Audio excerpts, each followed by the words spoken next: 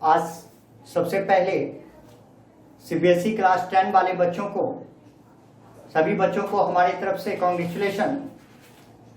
और ख़ास करके मैं वैसे बच्चों को बताना चाहूँगा कि जिस बच्चे का मार्क्स उनके एक्सपेक्टेशन के अकॉर्डिंग नहीं आया है, वैसे बच्चों से मैं कहना चाहूँगा कि वह अपने रिजल्ट को लेकर थोड़ा भी निराश ना हो। एक क्लास 10 के मार्क्स के कम आने की वजह से या क्लास 10 का जो मार्क्स होता है वो हमारे फ्यूचर को डिटरमाइन नहीं कर देता है। इसलिए बहुत सारे ऐसे बच्चे होंगे जो क्लास 10 के मार्क्स के कम आने से, या हम समझते हैं कि रिजल्ट के आने पर कहीं ना कहीं साइकोलॉजिकल रूप से हम इफेक्टेड होते हैं, लेकिन उसके बाद भी यह कहना चाहेंगे कि हमारे रिजल्ट के अच्छे और बुरे हमारे फ्यूचर के रिजल्ट पे उसका कोई इफेक्ट नहीं होता है। बस उससे एक सीख लेने की जरूरत है कि अब जो आगे की हमारी पढ़ाई है, आगे का जो हमारा सिलेक्शन है वो सही होनी चाहिए। तो मैं उन सभी बच्चों को जो कॉमर्स लेने में इंटरेस्टेड हैं या जो कॉमर्स लेना चाहते हैं, बहुत सारे ऐसे बच्चे होते हैं जो पहले से प्री डिटरमाइन होते हैं कि मुझे कॉमर्स सब्जेक्ट पढ़नी है, लेकिन कुछ ऐसे भी बच्चे होते हैं जो बच्चे सोचते हैं कि मैथ हमारी वीक है, इस वजह से हमें कॉमर्स लेना है। तो मैं वैसे भी बच्चों को कहना चाहूँगा कि यह भी आपका सोचना बिल्कुल सही है। कहीं ना कहीं कॉमर्स क्लास 11th में ये कॉमर्स का नर्सरी क्लास होता है। अगर आज क्लास 11 से भी अगर आप सिंसियरली पढ़ने की कोशिश करते हैं, ईमानदारी से पढ़ते हैं, तो यहाँ से आप अपनी एक बेहतर भविष्य बना सकते हैं, एक बेहतर फ्यूचर आप बना सकते हैं। और मैं उन सभी बच्चों को अपने YouTube चैनल के माध्यम से सारे सब्जेक्ट, कॉमर्स के जो भी सब्जेक्ट हैं उसकी सारी क्लासेस हम देने की कोशिश करेंगे। इसके बाद भी अगर कोई बच्चे क्लास लेना चाहते हैं तो वो जूम ऐप के द्वारा आप हमसे जुड़ सकते हैं, और हमारा जो व्हाट्सएप नंबर है उस पर आप मुझे मैसेज कर देंगे, जो भी बच्चे जूम ऐप से जुड़ना चाहते हैं। तो मैं अपना व्हाट्सएप नंबर आपको यहाँ पर दे देता हूँ, 7277232666। इस व्हाट्सएप नंबर पे आप मुझे मैसेज कर देंगे। वैसे सभी बच्चे जो क्लास 11th में कॉमर्स ले चुके हैं, लेना चाहते हैं या लेने के इच्छुक हैं, मैं उनको ऑनलाइन क्लास दूंगा। चलिए आज हम लोग क्लास 11 के बिजनेस स्टडी की थोड़ा सा डिस्कस करते हैं। मैं एक क्लास अकाउंट्स पे दिया था और अकाउंट्स में मैंने यह बताया था कि अकाउंट्स क्या होता है, कॉमर्स क्या होती है, कॉमर्स का स्कोप कैसा है। तो जो बच्चे हमारी इस वीडियो को फर्स्ट टाइम देख रहे हैं वो पहले हमारे वीडियो को पीछे का जो वीडियो है उसका जो हमारा नेम है वो है इंट्रोडक्शन ऑफ कॉमर्स। आप सबसे पहले उस वीडियो को जाकर देख लेंगे ताकि आपको यह समझ में आ जाए कॉमर्स क्या होता है। कॉमर्स में मैंने बताया कि 3 सब्जेक्ट होते हैं, accounts, business study and economics. तो हमने इसको बहुत अच्छे ढंग से समझाने का प्रयास पिछले वीडियो में कर चुका हूं।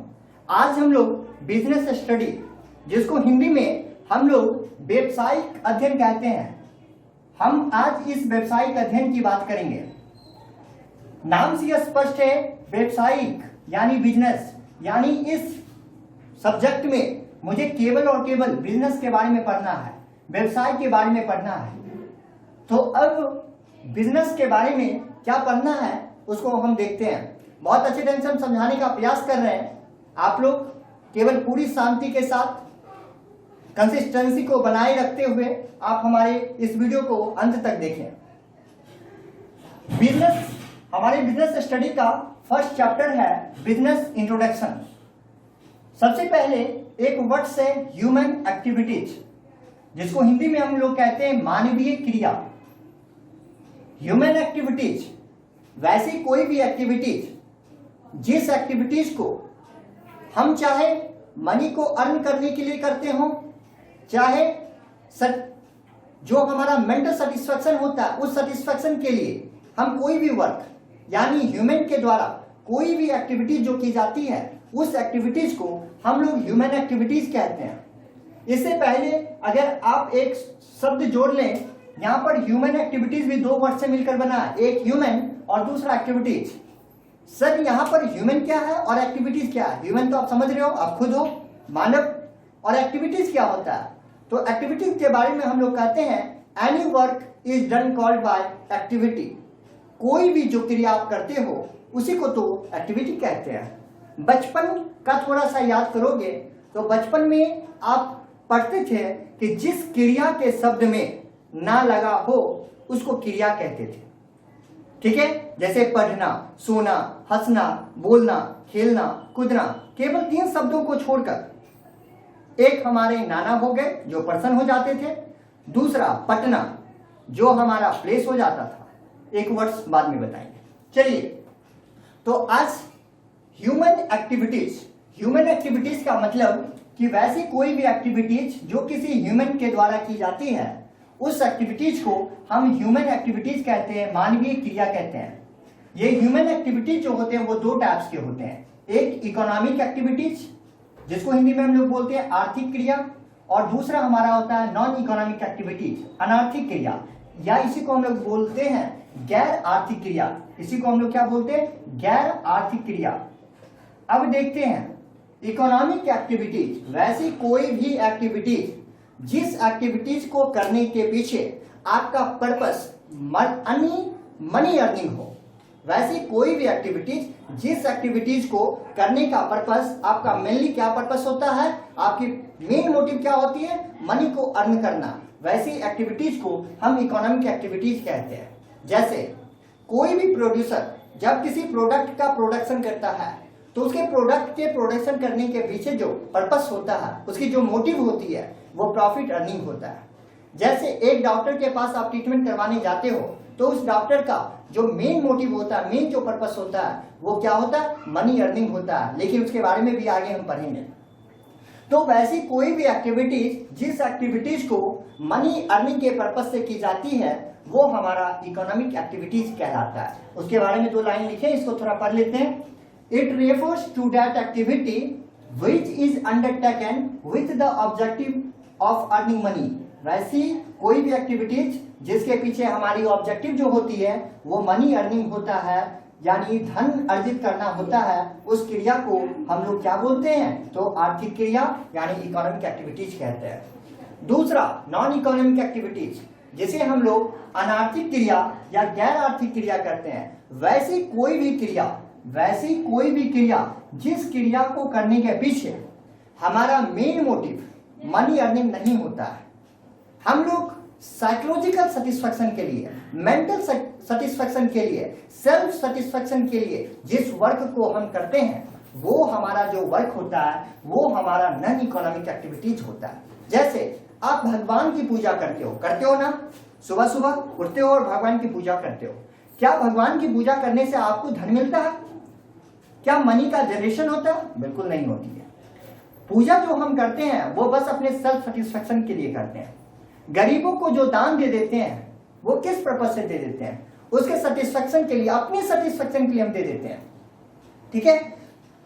जैसे सुबह सुबह हम उठे और कोई भी एक्टिविटीज करते हैं जिसके पीछे आपका पर्पस मनी अर्निंग नहीं होता है। जैसे एक एग्जांपल लो, घर में हमारी माँ, आपकी माँ सुबह सुबह उठती है और घर में खाना पकाती है, आपको खिलाती है।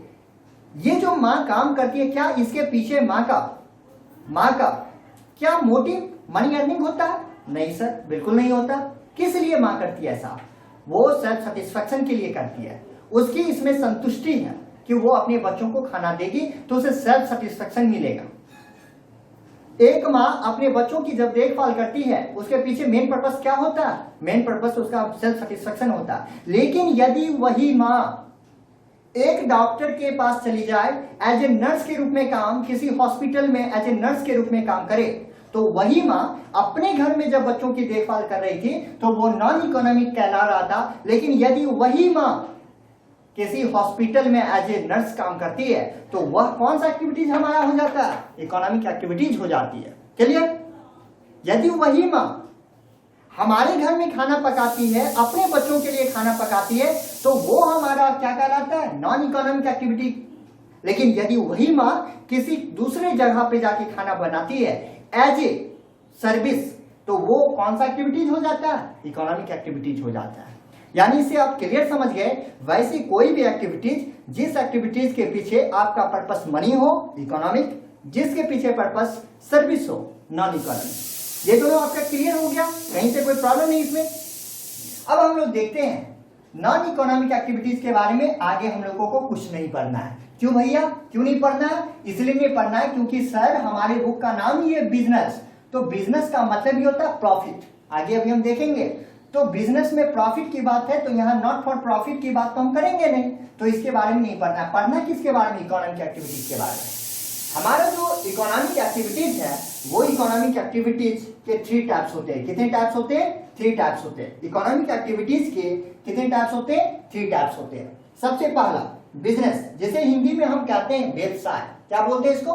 व्यवसाय। दूसरा हमारा होता है प्रोफेशन, जिसको हम हिंदी में बोलते हैं पेशा। तीसरा हमारा होता है एम्प्लॉयमेंट, जिसे हिंदी में हम लोग बोलते हैं रोजगार। ठीक है, क्या बोलते हैं इसको? रोजगार। सबसे पहला बिजनेस। बिजनेस क्या होता है, प्रोफेशन क्या होता है और एम्प्लॉयमेंट क्या होता है, अब हम समझते हैं।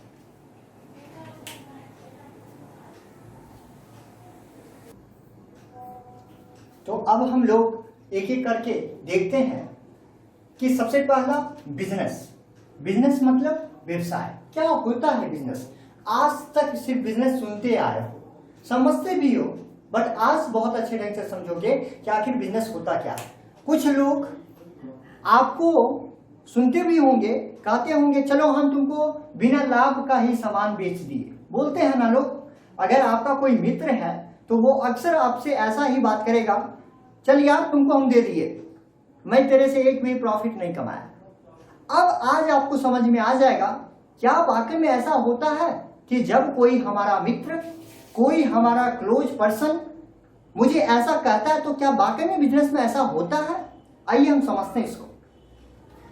बिजनेस में होता it refers to that economic activity which is conducted on regular basis. ध्यान देंगे, it refers to that economic activity, वैसा एक्टिविटी जो कंडक्ट होता है regular basis to earn profit the product and sale of goods and services. क्या बोलता है कि वैसे कोई भी एक्टिविटी, वैसे कोई भी आर्थिक क्रिया जो निरंतर आधार पे होती हो, यानी रेगुलर होती हो, जिसमें हम वस्तु या सेवा का उत्पादन और उसका विक्रय करते हैं, और ये करने के पीछे मुख्य रूप से मेरा जो पर्पस होता है वो क्या होता? लाभ अर्जित। यानी आप क्या समझे कि बिजनेस उसको कहेंगे जिसमें कोई भी गुड्स, कोई भी सर्विसेज का हम क्या करते हैं? प्रोडक्शन करते हैं। क्या करते हैं? उसका प्रोडक्शन करते हैं एंड सेल करते हैं। वस्तु को पहले उत्पादन करेंगे तभी तो सेल करेंगे। तो वस्तुओं का उत्पादन करना और उसे सेल करना, और यह जो हमारा प्रोसेस है वो एक रेगुलर बेसिस पे होनी चाहिए। कौन से बेसिस पे? Regular basis. यानी आज हम बनाए बेचे, कल हम छोड़ दिए, ऐसा नहीं होनी चाहिए। यह हमारा रेगुलर बेसिस होना चाहिए। साथ ही साथ रेगुलर बेसिस के साथ साथ क्या बोल रहा है? जिसके पीछे मुख्य रूप से हमारा पर्पस क्या होना चाहिए? लाभ कमाना होना चाहिए। उसको हम क्या कहेंगे? बिजनेस कहेंगे। अब हम देखते हैं कि बिजनेस के कौन कौन से फीचर्स होते हैं, जिससे बिजनेस और भी क्लियर हो जाएगा।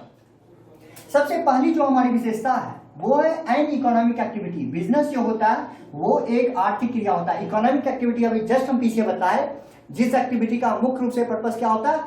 प्रॉफिट अर्न करना। तो बिजनेस जो हमारा है वो कैसा एक्टिविटी है? इकोनॉमिक एक्टिविटी है। दूसरा, इसमें क्या चीज का लेन देन होता है? गुड्स एंड सर्विसेज का। यहाँ पे पर्सन का तो नहीं हो रहा है, यहाँ पे एयर का तो नहीं हो रहा है। क्या होता है? तो एयर को भी अगर तुम बैलून में भर देते हो तो वो भी सेल होता है, तो वो हमारा उस समय गुड्स एंड सर्विसेज के रूप में आता है। तो हम लोग एक्सचेंज जो करते हैं वो किस चीजों का करते हैं? गुड्स या सर्विसेज का। अभी जो हम आपको प्रोवाइड कर रहे हैं ये क्या है? ये सर्विस प्रोवाइड कर रहे हैं। ठीक है। अब तीसरा पॉइंट, रेगुलरिटी इन डीलिंग। ये जो हमारा काम होना चाहिए वो कौन से बेसिस पे होनी चाहिए? वो रेगुलर बेसिस होनी चाहिए। जैसे आप समझो क्या बात है, जैसे मान लो कि मैं घूमने के लिए दिल्ली गया। ठीक है, कहां गया घूमने के लिए? दिल्ली गया। अब मैं दिल्ली गया और दिल्ली से जब आ रहा था तो मैंने देखा कि दिल्ली जो हमारा प्लेटफॉर्म में स्टेशन है, उस स्टेशन के जस्ट बाहर कुछ सामाने में मान लो हम चेयर का एग्जांपल ले लेते हैं। चेयर वहां पर बेची जा रही थी। हमने देखा कि जिस चेयर का कॉस्ट हमारे यहाँ पे जिस चेयर का कॉस्ट 1000 पर चेयर है, उस चेयर को वहां पर 300 से 400 में सेल किया जा रहा था। मैंने सोचा कि ऐसा किया जाए कि मैं घर तो जा ही रहा हूं, ट्रेन तो हमारे पास है ही, ट्रेन हमारे पास कहने का मतलब मेरे खुद का ट्रेन नहीं, हमारी जो भारतीय संपत्ति है उसमें जो हमारा रिजर्वेशन किया हुआ, मैं उस ट्रेन से इस चेयर को लेकर जा सकता हूं। ठीक है, तो मैंने क्या किया कि हमारे पास कुछ रुपये थे, मैंने उस रुपये से उस 10 चेयर को खरीद लिया। अब मैंने वहां पर 10 चेयर को लिया, 300 पर चेयर के हिसाब से 3000 में मैंने 10 चेयर ले लिया। और जब मैं अपने घर पहुंचा तो उन 10 चेयर को जस्ट सेल कर दिया। और सेल किया तो जिस शेयर का कॉस्ट यहाँ पर 1000 में सेल किया जा रहा था, उसको मैंने 700 में सेल कर दिया। अब आप समझ रहे हो, जो शेयर का कॉस्ट हमारे यहाँ पर 1000 था, मुझे दिल्ली में 300 में मिल गई, मैंने उसे 300 से लाकर यहाँ 700 में बेच दिया। देखो, मैंने गुड्स को लाया, गुड्स का डीलिंग किया, उसे सेल किया, प्रॉफिट मैंने अर्न किया। क्या ये हमारी बिजनेस है? नहीं, ये हमारी बिजनेस नहीं है। क्यों? ये हमारी रोज की काम नहीं है। ये हमारी काम नहीं है कि हम हमेशा दिल्ली जाते हैं, सामान लाते और सेल करते हैं। मैंने एक बार ऐसा किया, लेकिन अगर वही कोई पर्सन बार बार ऐसा करता है कि वो जाता है, सामान लाता है और सेल करता है, तो उसको हम कहते हैं रेगुलरिटी इन डीलिंग, यानी वो बार बार इसी एक्टिविटीज को कर रहा है। जब बार बार करेगा तो ही उसको हम क्या कह सकते हैं? बिजनेस कह सकते हैं। तो बिजनेस का तीसरा फीचर्स है रेगुलरिटी इन डीलिंग, व्यवहारों में निरंतरता। जो व्यवहार आप कर रहे हो, जो सेलिंग का एक्टिविटीज आप कर रहे हो, वो आपकी कंटिन्यूअसली चलनी चाहिए। Clear? Next point, profit motive. Business तब तक हो ही नहीं सकता है जब तक मोटिव हमारा लाभ का ना हो। अब मैं शुरू में ही कहा था कि कोई भी दोस्त अगर आपको कहता है कि नो प्रॉफिट नो गेन पे हम आपको सेल किए, और वो कहता है कि मैं बिजनेस भी कर रहा हूं, नो डाउट कि वो आपसे प्रॉफिट नहीं अर्न किया है, क्योंकि बिजनेस का मतलब ये होता है प्रॉफिट। वो ऑलवेज प्रॉफिट। अगर कोई पर्सन कह दे कि हम लाभ के लिए बिजनेस नहीं कर रहे, तो वो बिजनेस नहीं होगा। बिजनेस तभी हम कहेंगे जब उसकी मेन पर्पस क्या होगी? प्रॉफिट होगी। उसे लॉस हो जाए वो दुर्भाग्य उसकी, लेकिन उसकी मोटिव प्रॉफिट ना हो, वो बिजनेस नहीं होगी। बिजनेस के लिए हमारा प्राइमरी मोटिव ही क्या होना चाहिए? प्रॉफिट अर्निंग होनी चाहिए। क्लियर? तो हम चौथा पॉइंट देखिए कि हमारे बिजनेस का जो मोटिव होना चाहिए वो प्रॉफिट अर्निंग होनी चाहिए। Fifth point, element of risk. जोखिम की बात अगर करते हैं, जोखिम तो हर जगह होती है, हर चीजों में होती है, लेकिन बिजनेस में सबसे ज्यादा रिस्क होती है। तुम मान लो कि एक प्रोड्यूसर हो, तुम किसी प्रोडक्ट का प्रोडक्शन किए। मान लो मैं इस प्रोडक्ट का प्रोडक्शन किया और इसका 100 यूनिट का मैंने प्रोडक्शन कर दिया, और अब इस प्रोडक्ट का सेलिंग होगा या नहीं होगा, इस बातों का जो हमारे ऊपर जोखिम मंडराता है।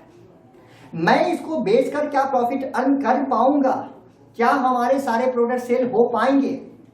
क्या हमारे सारे प्रोडक्ट का डिमांड हो पाएगा? क्या मैं जिस प्रोडक्ट का प्राइस रख रहा हूं, क्या वही हमारा जो कंपटीटर्स है, जो हमारी प्रतियोगी है, क्या उस प्रोडक्ट का प्राइस कम रखकर सेल कर लेगा? तो मैं क्या करूंगा? ऐसी बहुत सारे अनेक बात जो हमारे मन में चलती है, हमारे बिजनेस पे चलती है, इसी को हम कहते हैं जोखिम।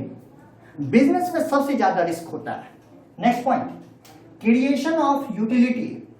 आप उसी प्रोडक्ट का प्रोडक्शन करोगे, आप उसी सर्विस का प्रोडक्शन करोगे जिसकी कोई उपयोगिता हो। कोई ऐसी वस्तु का प्रोडक्शन आप कर दो, कोई ऐसी सर्विस का प्रोडक्शन आप कर दो जिसका यूटिलिटी ही ना हो, कोई उपयोगिता ही नहीं हो, तो वो हमारा बिजनेस नहीं होगा। बिजनेस का मतलब है कोई ऐसी गुड्स एंड सर्विसेज का प्रोडक्शन आप करो जिसमें वो किसी कंज्यूमर के लिए यूटिलिटी बन सके, किसी कंज्यूमर के उपयोग में आने वाली वस्तु होनी चाहिए। अगर कोई ऐसे प्रोडक्ट की हम प्रोडक्शन कर दें जो कंज्यूमर के यूज ना आए, कंज्यूमर के उपयोग में ना आए, वो हमारा बिजनेस नहीं कहलाएगा। Next point, consumer satisfaction.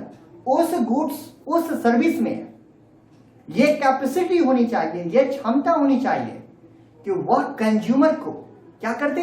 Satisfied कर दे। अगर कंज्यूमर को सेटिस्फाइड करने की एबिलिटी उस गुड्स एंड सर्विसेज में है, तो वो बिजनेस कहलाएगी। तो मैंने ये सभी पॉइंट्स किन चीजों का देखा, बिजनेस के फीचर्स को देखा। अब हम लोग सेकंड पॉइंट देखते हैं, प्रोफेशन। अब हम देखते हैं सेकंड पॉइंट। सेकंड जो हमारा पॉइंट है प्रोफेशन, पेशा। नाम इस वर्ड्स का आप अक्सर सुने हो, प्रोफेशन। हम लोग कहते हैं प्रोफेशनल वर्क, कहते हैं ना। आज हम लोग ये समझेंगे भी कि प्रोफेशन यानी पेशा होता क्या है। थोड़ा पढ़ लें इसके बारे में, क्या लिखे हैं। Profession is that economic activity which is conducted by a person having some special knowledge and skill which is used impartially to serve the various sections of society। क्या बोलते हैं कि प्रोफेशन एक इकोनॉमिक एक्टिविटी, एक ऐसी economic activity है जो conducted होता है a person some special knowledge and skill का यूज करते हुए इम्पार्शली रूप से सर्व हम करते हैं, सर्विस देते हैं सोसाइटी के वेरियस सेक्शन को। हिंदी में भी पढ़ लेते हैं। इसका अभिप्राय उस आर्थिक क्रिया से है जो एक विशेष ज्ञान एवं कुशलता प्राप्त व्यक्ति द्वारा समाज के विभिन्न वर्गों की निष्पक्ष सेवा करने के लिए की जाती है। देखो प्रोफेशन होता क्या है। जब कोई भी पर्सन अपने पर्सनल नॉलेज और स्किल का यूज करते हुए कोई सर्विस प्रोवाइड करता है, कोई सेवा भावना से, कोई किसी के प्रति निष्पक्ष भाव से जब कोई सर्विस प्रोवाइड करता है, उसी को हम बोलते हैं पेशा यानी प्रोफेशन। कोई भी व्यक्ति जब अपने स्पेशल नॉलेज और स्किल का यूज करते हुए किसी भी समाज के ठीक है विभिन्न वर्गों को, वेरियस सेक्शन को इम्पार्शियली रूप से क्या करता है, वो सर्विस प्रोवाइड करता है, उसी को हम लोग बोलते हैं प्रोफेशन। क्या बोलते हैं उसको, प्रोफेशन। जैसे मान लो एक टीचर, जैसे मैं टीचर हूं ना, तो मैं आपको जो सर्विस प्रोवाइड कर रहा हूं, तो ये सर्विस हम तभी प्रोवाइड कर पाएंगे जब हमारे पास क्या होगा, एक स्पेशल नॉलेज और स्किल होगा। ठीक है, तो जब हम अपने स्पेशल नॉलेज और स्किल के आधार पर जब हम आपको सर्विस प्रोवाइड करते हैं, किस भाव से, यहां पे क्वेश्चन ये आता है, किस भाव से, निस्वार्थ भाव से, जिसके पीछे हमारा कोई इकोनॉमिक पर्पस ना हो। ठीक है, तो उस एक्टिविटीज को हम प्रोफेशन कहते हैं। भावना हमारी यहाँ पे सेवा होनी चाहिए, बदले में तो कंसिडरेशन हम लेंगे, लेकिन मेन जो हमारी मोटिवेशन हो, ये मेन जो हमारी पर्पस होनी चाहिए, वो पर्पस क्या होनी चाहिए, सेवा भावना होनी चाहिए। तो उसको हम बोलते हैं प्रोफेशन। आइए प्रोफेशन को क्लियर इसके फीचर से समझेंगे। इसकी कौन कौन सी विशेषता है। सबसे पहली विशेषता है body of specialised knowledge and technique. Profession करने वाले व्यक्ति अपने स्पेशलाइज्ड नॉलेज का यूज करते हुए, टेक्निक का यूज करते हुए, स्किल का यूज करते हुए, ठीक है, स्किल का यूज करते हुए जब वो कोई सर्विस प्रोवाइड करता है। जैसे मैं अगर आज आपको बीएसटी पढ़ा रहा हूं, तो सीधी सी बात है, बीएसटी मैं तभी पढ़ाऊंगा जब हमारे पास बीएसटी का क्या होगा, स्पेशलाइज्ड नॉलेज होगा। हम आपको फिजिक्स कहां पढ़ाया, हमने आपको इंग्लिश कहां पढ़ाया, मैंने आपको मैथ कहां पढ़ाया, मैं आपको बिजनेस स्टडी क्यों पढ़ा रहा हूं, क्योंकि इस सब्जेक्ट का हमारे पास क्या है, स्पेशलाइज्ड नॉलेज। अब कहोगे सर स्पेशलाइज्ड नॉलेज तो समझे, ये टेक्निक स्किल क्या होता है। ये हमारे नॉलेज के से ही स्किल और टेक्निक का भी डेवलपमेंट होता है। आपको जैसे कुछ समझाएं, आप तुरंत कहते हो सर एक और एग्जांपल बताना, समझ में नहीं आया। यहां पर जस्ट हमें दूसरे एग्जांपल से उसी चीजों को अपने स्टूडेंट को जब हम क्लियर कर रहे हैं, तो ये हमारे स्किल को बताता है। अगर हमारी नॉलेज केवल होगी तो हो सकता है मैं कुछ रट कर आऊं और आपको बता दूं, लेकिन स्किल उसको नहीं कहते हैं। स्किल कहते हैं कि अगर वाकई में हमारे पास उसका स्पेशलाइज्ड नॉलेज है, तो हम अपने स्पेशलाइज्ड नॉलेज से अपने स्किल को भी डेवलप करते हैं और उस स्किल का यूज करते हुए भी हम आपको क्या करेंगे, सर्विस प्रोवाइड करने की कोशिश करेंगे। तो हमारे पास specialised knowledge, technique and skill, सभी चीजों का यूज करके हम प्रोफेशन प्रोवाइड करते हैं। दूसरा, formalised methods of acquiring training and experience. Profession करने वाले व्यक्ति कि व्यवस्था औपचारिक रूप से होनी चाहिए जहां उसे प्रशिक्षण और अनुभव मिले। क्योंकि आपको पता है जब कोई एक पर्सन अपने स्पेशल नॉलेज और स्किल का यूज करते हुए दूसरे व्यक्ति को कोई सर्विस प्रोवाइड कर रहा है तो टाइम टू टाइम हमें अप टू डेट होना होता है। और वो कब होंगे हम, जब मुझे टाइम टू टाइम क्या दी जाएगी, प्रशिक्षण यानी ट्रेनिंग दी जाएगी। मुझे अपने से जो सीनियर पर्सन है उनसे कुछ ना कुछ हमेशा क्या लेनी चाहिए, अनुभव, एक्सपीरियंस लेनी चाहिए। यह अनुभव दो ढंग से होती है, एक तो अपने सीनियर लोगों से और एक बार बार काम को करने से। जैसे मैं बार बार अगर पढ़ा रहा हूं तो हमारे बार बार पढ़ाने से कहीं ना कहीं हमारी जो एक्सपीरियंस है, हमारी जो अनुभव है वो क्या होगी, बढ़ती जाएगी। तो कहते हैं एक ऐसी औपचारिक व्यवस्था होनी चाहिए जहां पर प्रोफेशन से सर्विस देने वाले पर्सन जो भी हैं उनको सही रूप से ट्रेनिंग और एक्सपीरियंस भी मिलता है, जिससे वह पर्सन और भी बेहतर ढंग से प्रोफेशन यानी दूसरे व्यक्ति को सर्विस प्रोवाइड कर सके। क्लियर? आइए तीसरा point, establishment of representative professional association. कहते हैं कि establishment of representative professional association का मतलब है कि जो भी प्रोफेशन से जुड़ा हुआ व्यक्ति है उन सभी व्यक्तियों के लिए एक प्रोफेशनल एसोसिएशन होना चाहिए, एक प्रोफेशनल एसोसिएशन। अब सबसे पहले समझते हैं ये प्रोफेशन करने वाले कौन कौन से पर्सन होते हैं जो अपने पर्सनल नॉलेज और टेक्निक का यूज करते हुए दूसरे को सर्विस प्रोवाइड करता है। जैसे एक टीचर करता है, एक डॉक्टर करते हैं। डॉक्टर के पास आप जाते हो, डॉक्टर को बोलते हो डॉक्टर साहब हमको पेट में दर्द कर रहा है, हमको सर में दर्द कर रहा है, सर हमको फीवर हो गया। वो जस्ट आपको मेडिसिन लिख दिया और उस मेडिसिन से आप ठीक हो जाते हो। ये उसके पास बॉडी ऑफ नॉलेज, ठीक है। तो वो अपने बॉडी ऑफ नॉलेज का यूज करते हुए हम लोगों का क्या कर देता है, ट्रीटमेंट, इलाज कर देता है, ठीक है। जैसे चार्टर्ड अकाउंटेंट, ये भी एक प्रोफेशनल पर्सन है जो अपने पर्सनल स्किल और नॉलेज का यूज करते हुए किसी भी कंपनी का वो ऑडिट करता है। जैसे एक लॉयर, वकील अपने स्पेशलाइज्ड नॉलेज और टेक्निक का यूज करते हुए वो कोर्ट में जाकर किसी भी सच को सच और गलत को गलत साबित करने में ये हो पाता है। तो ये सभी हमारे प्रोफेशनल पर्सन होते हैं। तो इन सभी प्रोफेशनल पर्सन के लिए एक प्रोफेशनल एसोसिएशन होना चाहिए जहां की एक प्रोफेशन से जुड़े हुए लोग आपस में जाकर बैठ के बातचीत करें। अगर इसको और अच्छे ढंग से समझना तो ऐसे समझो, आपका भी एक ग्रुप चलता है ना भाई, जहां आप सभी जाकर बैठकर मस्ती करते हो, एंटरटेनमेंट करते हो, ग्रुप बनाते हो, खेलते कूदते हो। जिस प्रकार प्रत्येक दिन शाम में आपकी ड्यूटी होती है कि भाई 4 बजे हमको मैदान जाना है, क्यों? वो एक ऐसा एसोसिएशन आपका बना हुआ है जहां की एक ढंग के लोग यानी आपके जैसे लोग वहां जाते हैं, आपस में बातचीत करते हैं।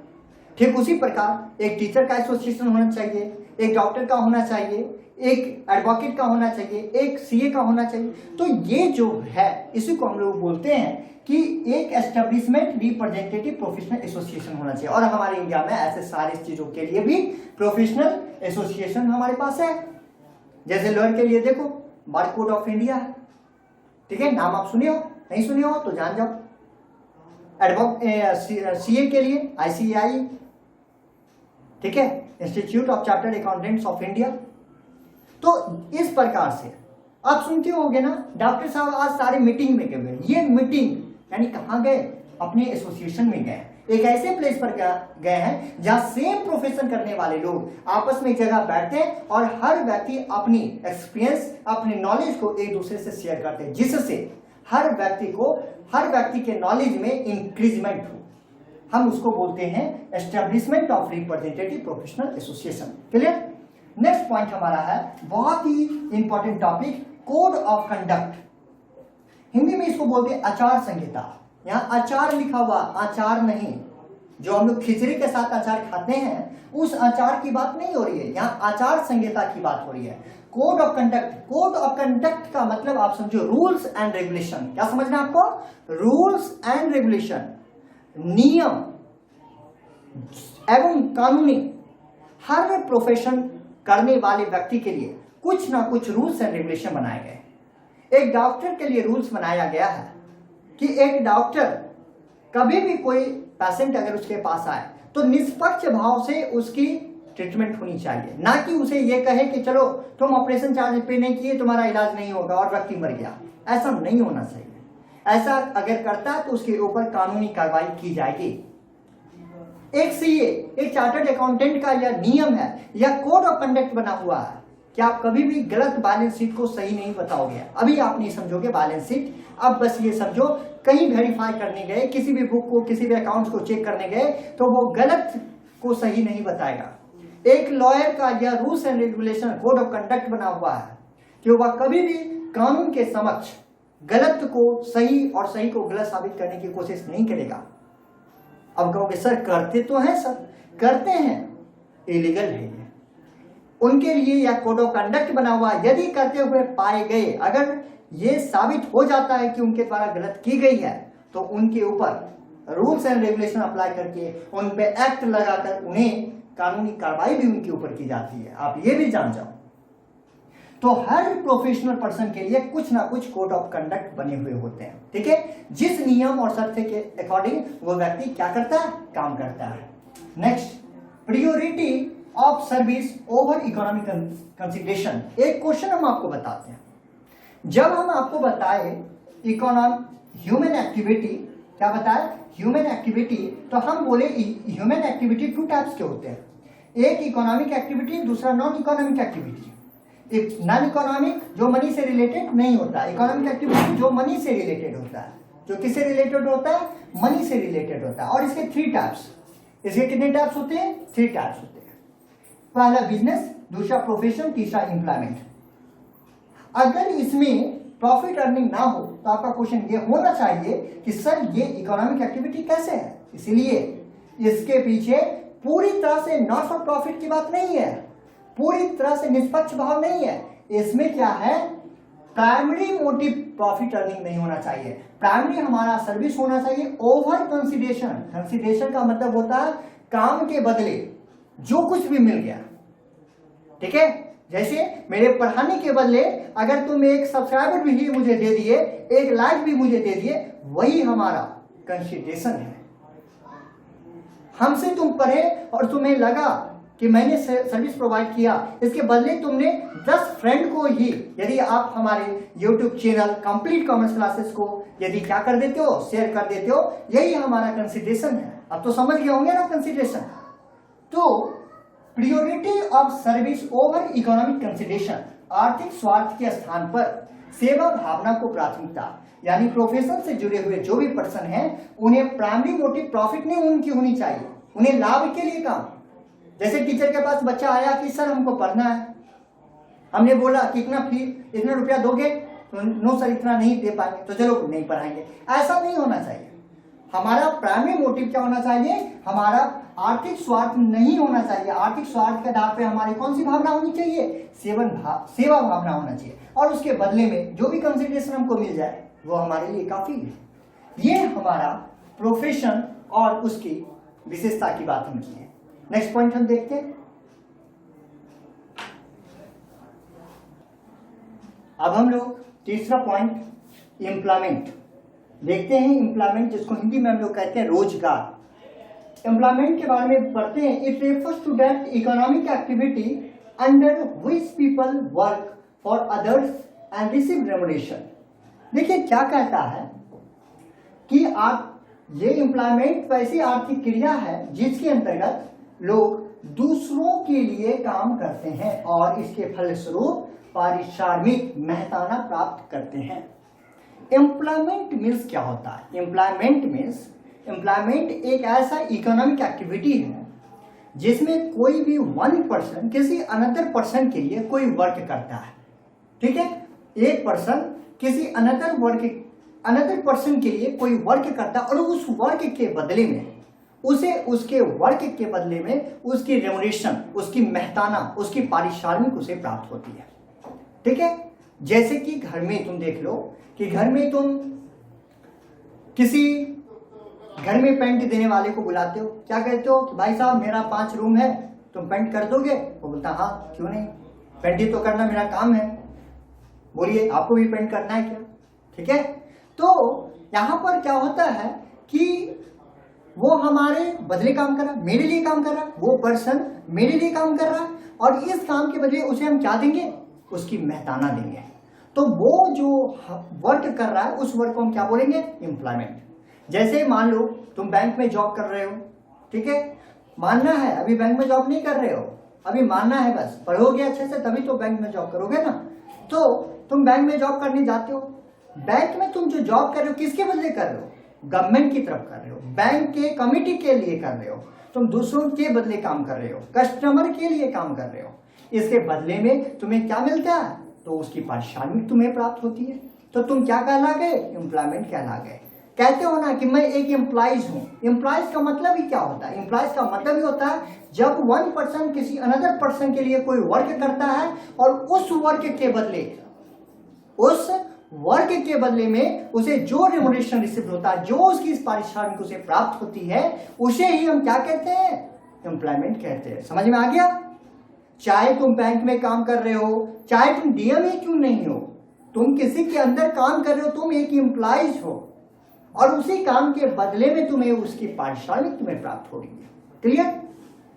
आइए इसके फीचर्स समझ के और भी क्लियर कर लेते हैं। पहला है सर्विस टू अदर्स, दूसरों के लिए सेवा। इसमें जब भी हम कोई काम करते हैं तो हमेशा दूसरों के लिए करते हैं। पेंट देने वाला आया तुम्हारे लिए, बैंक में बैठा, वो अपना रुपया गिन गिन के घर ले जा रहा है, नहीं भाई, वो हमारे लिए बैठा है, यानी दूसरों के लिए बैठा है। ठीक है। तो कोई भी पर्सन जब दूसरों के लिए कोई काम करता है तो उसी को हम क्या बोलेंगे, एम्प्लॉयमेंट बोलेंगे। दूसरा पर्सनल सर्विस, इसमें हमेशा व्यक्तिगत सेवा दिया जाता है। बिजनेस में क्या है, बिजनेस तुम्हारे पापा का चलता है, वहां पे तुम भी जाके बैठ जाते हो। ये कोई कहता है नहीं ये बिजनेस जिसका है उसी को बुलाओ, ऐसा नहीं होता।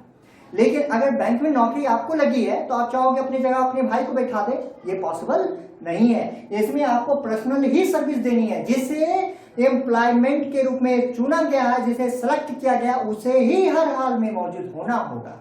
क्लियर। तीसरा पॉइंट एग्रीमेंट, ये एक समझौते की तहत होती है। अभी जस्ट हमने बताया कि कोई घर में पेंट करवाने के लिए मैंने किसी को लाया, तो मेरी उसके साथ जो बात होती है वो एग्रीमेंट के तहत होती है, चाहे वो एग्रीमेंट रिटेन हो या ऑरल हो। कि मैंने 5 रूम से हमने एग्रीमेंट क्या किया, भाई साहब हम आपसे 5 रूम पेंट करवाएंगे और इसके बदले में मैं आपको 5000 दूंगा। ये हमारी एक एग्रीमेंट बनी कि आपको 5 रूम में करना और मुझे 5000 देना है। बात समझ में आया। वो बताया कि ठीक है हम 3 दिन में कर देंगे। तो ये हमारा एक एग्रीमेंट के तहत वर्क होता है। कोई राजमिस्त्री घर बनाता है, क्या बोलता है, ठीक है भाई नक्शा हम देख लिए, आपका घर बन जाएगा, 2 मंथ में हम घर पूरा बना देंगे, इसके बदले में हम इतना लेंगे, 2 लाख लेंगे, 5 लाख लेंगे, जो भी लेंगे। तो यहाँ जो भी एम्प्लॉयमेंट में काम होता है वो एक एग्रीमेंट के तहत काम की जाती है। इसमें हमेशा रिलेशन सर्वेंट का ही होता है। गलत बात है ना, कहोगे ना कि सर वो भी तो काम कर रहा, लेकिन वो हमेशा अपने ऊपर वाले के लिए सर्वेंट ही होता है। तभी तो हम लोग उसके साथ गलत एक्टिविटी करते हैं। आप टीचर डॉक्टर के साथ कहां करते हो, और अगर करते हो तो गलत करते हो, क्योंकि ये एक प्रोफेशनल पर्सन है। करना तो एम्प्लॉयमेंट के भी साथ नहीं चाहिए। बस ये रिलेशन को बता रहा है, ये बस रिलेशन के लिए बताया जा रहा है कि हमेशा, जैसे अगर तुम चपरासी हो तो कहीं ना कहीं गवर्नमेंट का तुम क्या हो, सर्वेंट हो। बात समझ में आया। हर व्यक्ति कहीं ना कहीं इसमें सर्वेंट पाया जाता है। तो हमेशा इसमें जो हमारा क्या होता है, रिलेशन सर्वेंट का होता है। क्लियर। नेक्स्ट पॉइंट है no need of capital. Employment के लिए कभी भी पूंजी की जरूरत नहीं होती है, कैपिटल की कोई जरूरत नहीं होता है। आज अगर आपको बैंक में जॉब हो जाए तो बैंक वाला आपको ये नहीं कहेगा कि 10 लाख रुपया लाए हो तब वो कुर्सी पे बैठने देंगे। क्या आपके घर में कोई राजमिस्त्री घर बनाने आया, उसको कहे हो कि भाई 5 लाख रुपया पॉकेट में है तो घर बनाने तुमको देंगे? नहीं, इसमें कैपिटल की कोई जरूरत नहीं है। Clear. Next point no risk. इसमें किसी भी प्रकार का रिस्क नहीं है, कोई जोखिम नहीं है। राजमिस्त्री आपका घर बना के गया, रात में भूकंप आए गिर जाए, उसमें उस राजमिस्त्री की कोई ये नहीं है। आज तुम्हारे घर में पेंट देने आया, पेंट देके चला गया, कल तुम्हारी चुना उखड़ गई, उसमें उसकी कोई रिस्क नहीं है। एम्प्लॉयमेंट में आज बैंक एम्प्लॉयज बैंक से निकलता है और बैंक में चोरी हो जाए, उसमें उस एम्प्लॉयज की कोई रिस्क नहीं है। इसके ऊपर कोई रिस्क नहीं है, वो बैंक कमेटी जाने, चूना उतरा घर वाले जाने, मकान गिर गया ऑनर जाने। यानी कहने का मतलब एक एम्प्लॉयमेंट का के ऊपर किसी भी प्रकार का कोई रिस्क नहीं होता। तो मैंने इकोनॉमिक एक्टिविटी के जो 3 टाइप्स थे, बिजनेस, प्रोफेशन एंड एम्प्लॉयमेंट, मैंने तीनों को देखा। अब इन तीनों को थोड़ा और क्लियर करने के लिए हम तीनों में थोड़ा सा डिफरेंस कर देते हैं। अब जैसे सबसे पहली बात, हम बिजनेस को प्रारंभ करने की बात करते हैं। तो बिजनेस को प्रारंभ करने के लिए किसी भी प्रकार का कोई हमको प्रमाण पत्र की जरूरत नहीं होती है, किसी प्रकार का डॉक्यूमेंट की जरूरत नहीं होती है। आप भी बिजनेस खोल लो, चलो आज मेरा मन होगा गुपचुप लेकर बैठ जाएंगे, मन होगा कपड़ा दुकान खोलकर बैठ जाएंगे, स्टेशनरी का खोल के बैठ जाएंगे। यानी करवानी जरूरी आवश्यक है, लेकिन ऐसा नहीं है कि उसके बिना हम कर ही नहीं सकते। छोटे मोटे तो बिजनेस कर सकते हैं, बड़े बिजनेस के लिए हमारे पास नेसेसिटी है, छोटे बिजनेस के लिए तो कोई जरूरी नहीं है। दूसरा, प्रोफेशन की बात करें। प्रोफेशन में जिस पर्सन के लिए हमको काम करना है, जैसे मैं एक टीचर के रूप में नियुक्त होऊंगा, तो सीधी सी बात है हमारे जो ऊपर में डायरेक्टर हैं उनके द्वारा हमें प्रमाण पत्र की जरूरत है। अगर हम डॉक्टर हैं तो डॉक्टर के लिए हमें क्या होना चाहिए, जो एमबीबीएस की डिग्री है, जो नेसेसरी डॉक्यूमेंट है उसकी आवश्यकता होती है। अगर एम्प्लॉयमेंट की बात करें तो एम्प्लॉयमेंट में बिना किसी प्रकार के डॉक्यूमेंट के बगैर अब बैंक में कैसे चले जाओगे, बिना ज्वाइनिंग लेटर का नहीं जा सकते, यानी यहाँ पे नेसेसरी है। अगर हम नेचर ऑफ वर्क का बात करते हैं, किसकी बात करते हैं, अगर एक मिनट, अगर नेचर ऑफ वर्क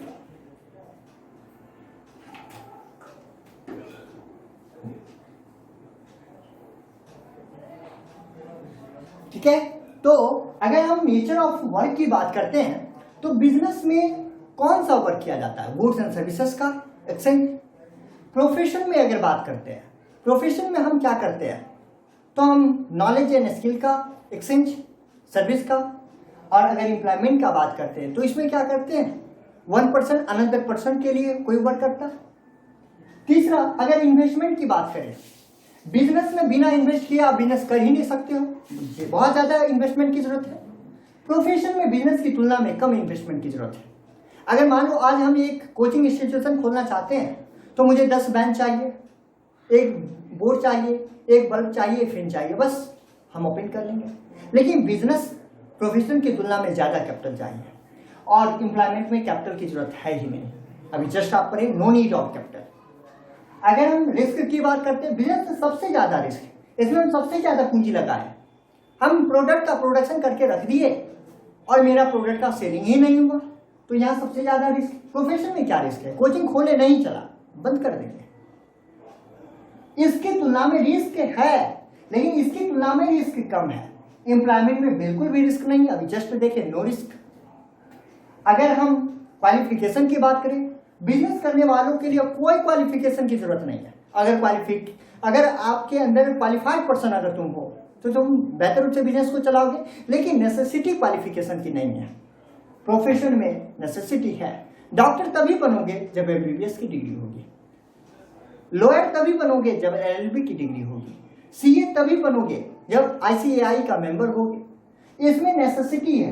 एम्प्लॉयमेंट की बात करें, कोई क्वालिफिकेशन की जरूरत नहीं है, लेकिन जो वर्क हम कर रहे हैं वो वर्क हमको आना चाहिए, ठीक है। ऑब्जेक्टिव की बात करें, बिजनेस का मेन ऑब्जेक्टिव होता है प्रॉफिट अर्न करना, प्रोफेशन का मेन ऑब्जेक्टिव होता है सर्विस प्रोवाइड करना, और एम्प्लॉयमेंट का मेन पर्पस होता है किसी दूसरे को वर्क देना, उसके बदले में कंसिडरेशन लेना, उसके बदले में रेमुनरेशन प्राप्त करना। कंसिडरेशन तो इसमें होता है, इसमें रेमुनरेशन होता है, मेहताना होता है, पारिश्रमिक होती है। कोड ऑफ कंडक्ट की बात करें, बिजनेस के लिए कोई रूल रेगुलेशन नहीं होते हैं, प्रोफेशन के लिए रूल्स एंड रेगुलेशन बने होते हैं। इसमें एम्प्लॉयमेंट में कोई रूल्स रेगुलेशन होते तो हर जगह, लेकिन लीगल रूप से जो कोड ऑफ कंडक्ट की बात किए हम लोग प्रोफेशन में करते हैं। तो ये मुख्य रूप से बिजनेस, प्रोफेशन एंड एम्प्लॉयमेंट के बीच डिफरेंस है।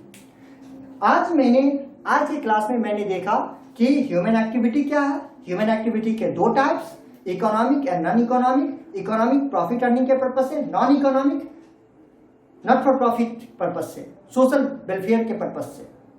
इकोनॉमिक एक्टिविटी 3 टाइप्स के, बिजनेस, प्रोफेशन एंड एम्प्लॉयमेंट। हमने देखा बिजनेस क्या है, उसके फीचर्स, प्रोफेशन क्या है, उसके फीचर्स, एम्प्लॉयमेंट क्या है, उसके फीचर्स। फिर मैंने देखा बिजनेस, प्रोफेशन एंड एम्प्लॉयमेंट में क्या डिफरेंस है। आज हमने क्लास 11th के बिजनेस स्टडी का फर्स्ट चैप्टर में मैक्सिमम चीजों को पढ़ चुका हूं। कुछ टॉपिक जो हमारे बचे हुए हैं वो हमारा नेक्स्ट वीडियो में दिया जाएगा, लेकिन उससे पहले मैं आपसे रिक्वेस्ट करूंगा कि इस वीडियो को आप बार बार अच्छे ढंग से देखें, समझें। कहीं पर कोई प्रॉब्लम हो बेहिचक मैं आपको व्हाट्सएप नंबर प्रोवाइड कर दिया हूं। आप मुझे व्हाट्सएप नंबर पे आप मुझे मैसेज कर इंफॉर्मेशन दे सकते हो, मुझे कमेंट बॉक्स के द्वारा मुझे बता सकते हो जो भी आपको प्रॉब्लम हो, या जो भी अगर वीडियो अच्छा लगा हो तो अच्छा कमेंट भी करो, जिससे मुझे भी मोटिवेशन मिले। मैं भी आपके लिए नए नए वीडियो लाता रहूंगा। और एक छोटी सी रिक्वेस्ट है कि अगर आपको यह वीडियो अच्छी लगी है तो अपने फ्रेंड लोगों के भी ज्यादा से ज्यादा शेयर करो, जिससे कि ज्यादा से ज्यादा हमारे साथ बच्चे जुड़ सके। और मैं बहुत जल्दी आप लोगों के साथ लाइव क्लास भी आने वाला हूं। तो चलिए आज के लिए इतना ही। आप लोगों का बहुत बहुत धन्यवाद।